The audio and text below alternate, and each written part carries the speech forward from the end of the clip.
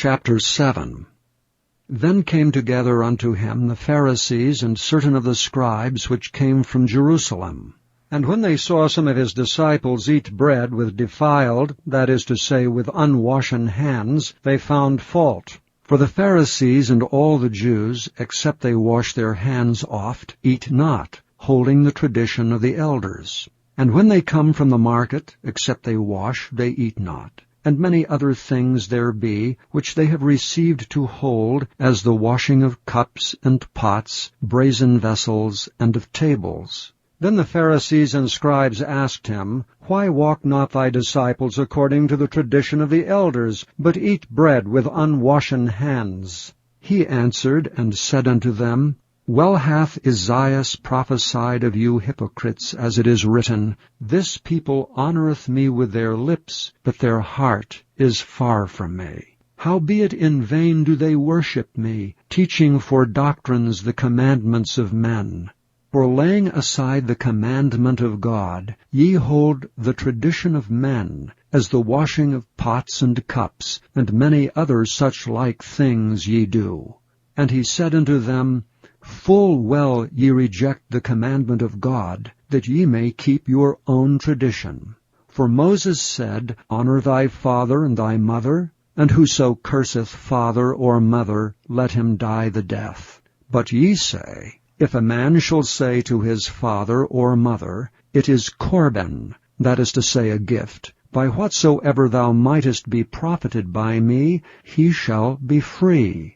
And ye suffer him no more to do aught for his father or his mother, making the word of God of none effect through your tradition, which ye have delivered, and many such like things do ye. And when he had called all the people unto him, he said unto them, Hearken unto me every one of you, and understand. There is nothing from without a man that, entering into him, can defile him. But the things which come out of him, those are they that defile the man. If any man have ears to hear, let him hear. And when he was entered into the house from the people, his disciples asked him concerning the parable.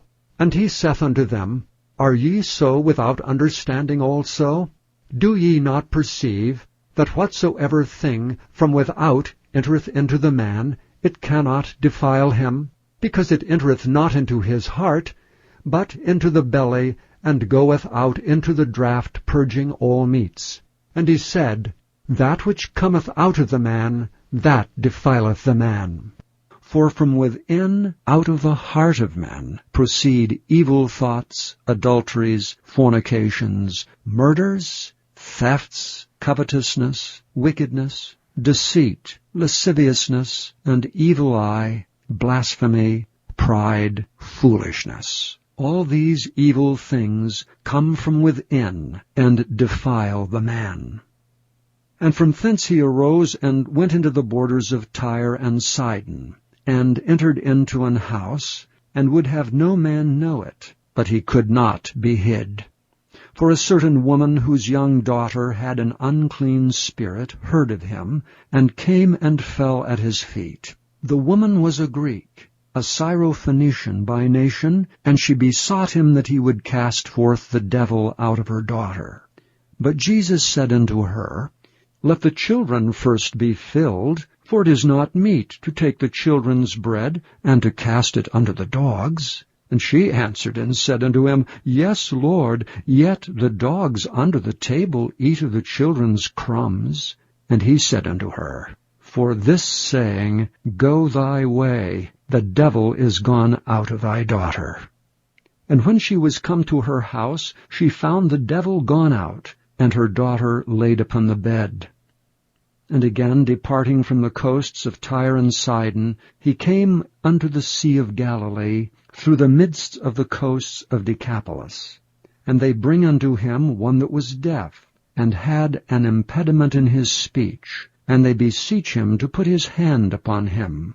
And he took him aside from the multitude, and put his fingers into his ears, and he spit and touched his tongue. And looking up to heaven, he sighed and saith unto him, Ephphatha, that is, be opened. And straightway his ears were opened, and the string of his tongue was loosed, and he spake plain. And he charged them that they should tell no man. But the more he charged them, so much the more a great deal they published it, and were beyond measure astonished, saying, He hath done all things well. He maketh both the deaf to hear, and the dumb to speak.